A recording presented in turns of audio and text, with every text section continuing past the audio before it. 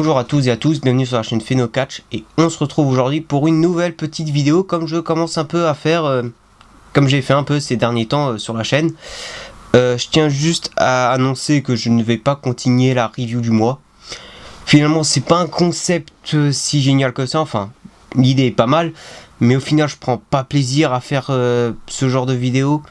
Ça faisait quelques mois que je travaillais dessus et puis ouais, au final je me retrouve pas dans ce concept. Du coup je préfère en fait continuer à faire de temps en temps des petites vidéos comme ça et passer plus de temps à écrire justement les épisodes de Ciné-Catch. D'ailleurs le prochain épisode de Ciné-Catch, si tout va bien, ça sortira fin avril. S'il sera un peu de retard, ce sera début mai, mais normalement ce sera fin avril. Donc n'attendez pas un nouvel épisode de la review du mois. Et sans plus attendre, on va commencer avec le sujet de la vidéo. Et le sujet de la vidéo, c'est justement la rivalité entre les Wyatt Six et les MFT. Une rivalité qui me plaisait pas forcément à la base et qui ne s'arrête jamais. Alors déjà de base, je ne suis pas fan des MFT, contrairement aux Wyatt Six, même si c'est le problème chez les Wyatt Six, c'est le booking.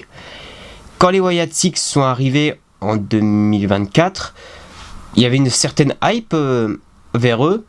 Enfin, beaucoup de gens attendaient ce clan qui était un peu un hommage à Bray Wyatt et j'aimais beaucoup leur utilisation au début, du côté de Raw, du fait qu'ils étaient pas là en fait tout le temps full time, qu'ils étaient pas non plus genre le clan dominant de Raw, qu'ils étaient plus comme une sorte d'entité qui s'attaquait aux gens qui entre guillemets attaquaient leur propre famille, comme quand ils se sont attaqués à Chad Gable qui avait trahi American Alpha pour fonder American Made. Ça avait donné des bons matchs.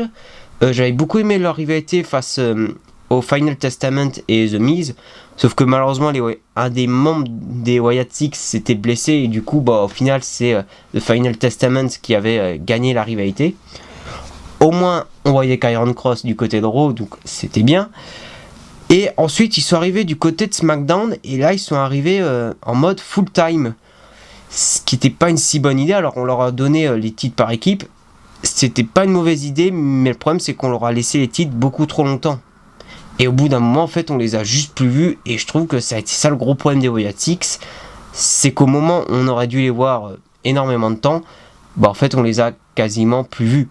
Surtout qu'il y a eu des occasions de les faire perdre les titres, notamment je pense contre les Street Profits à Clash in Paris.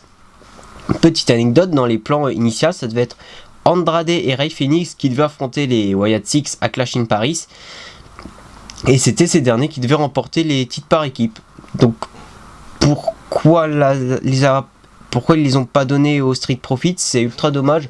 Surtout que ça n'aurait pas décrédibilisé les Wyatt Six. Par contre ça aurait énormément crédibilisé les Street Profits, ça aurait pu donner un bon truc. Mais au final non, on n'a presque pas vu les Wyatt Six.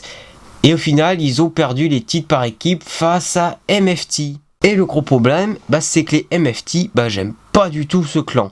C'est vraiment la version Wish de la Bloodline version Wish.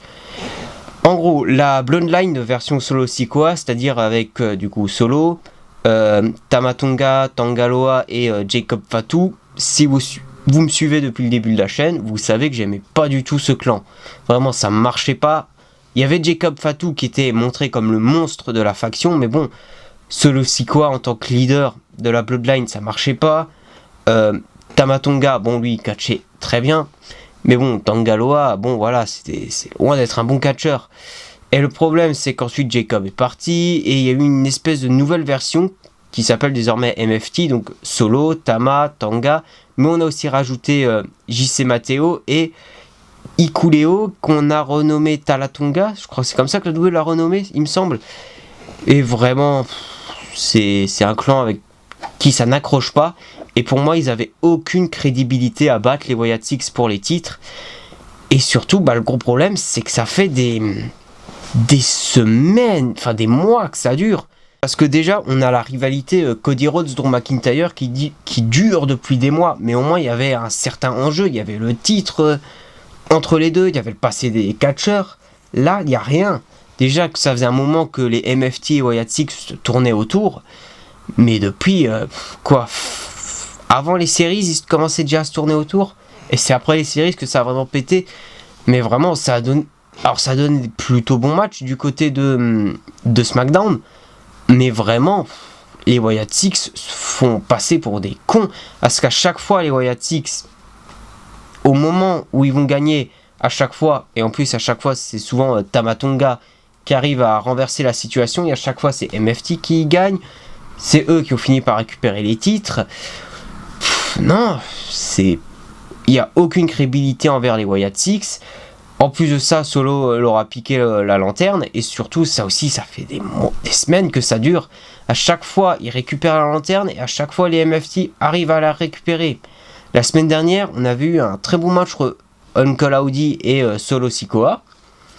Au final, Uncle Audi, il me semble qu'il a remporté le match et il récupère la lanterne. Au final, c'est, je crois, c'est Tama Tonga qui finit par récupérer à nouveau la lanterne pour les MFT.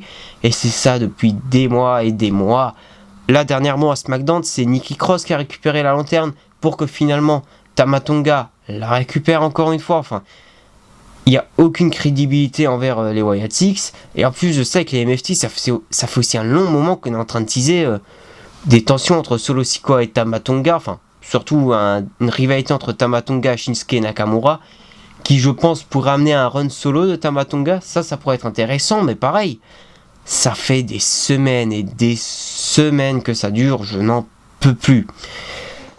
Et le gros problème, c'est que ça pénalise surtout la division par équipe de SmackDown, vu que maintenant les titres sont dans la rivalité Wyatt Six MFT, et encore les titres, c'est loin d'être, on va dire, le truc principal dans cette rivalité. Donc, alors qu'à côté de ça, je veux dire, on a des super équipes comme les Motor City Machine Guns, on a aussi Fraxium qui pourrait récupérer les titres. Donc ouais, en attendant, enfin on a Johnny Gargano qui maintenant est en solo. Mais bon, je veux dire, les autres équipes, on les voit juste en fait en backstage. Enfin, il y a Damien Priest et R-Truth qui sont challengers pour les titres, mais je pense pas qu'ils vont les récupérer. Et surtout, on est dans la road to WrestleMania. Enfin, je veux dire, c'est ultra dommage. Et comme dit, ça pénalise la division par équipe de SmackDown.